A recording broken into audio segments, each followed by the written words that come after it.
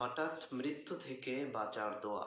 নবী করিম সাল্লাল্লাহু আলাইহি ওয়াসাল্লাম আমাদেরকে একটি দোয়া, একটি আমল শিক্ষা দিয়েছেন, যার মাধ্যমে আমরা আকস্মিক মৃত্যু, হঠাৎ মৃত্যু থেকে রব্বুল আলামিনের দরবারে পানাহ চাইব।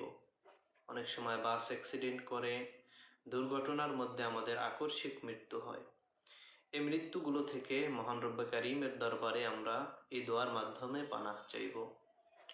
আল্লাহুম্মা ইন্নী আউযু বিকা মিন মাউতিল ফুজাআ। দোয়াটি আবার বলছি, আল্লাহুম্মা ইন্নী আউযু বিকা মিন মাউতিল ফুজাআ। অর্থ, হে আল্লাহ, আপনি আমাকে আকস্মিক মৃত্যু, হঠাৎ মৃত্যু থেকে হেফাজত করুন।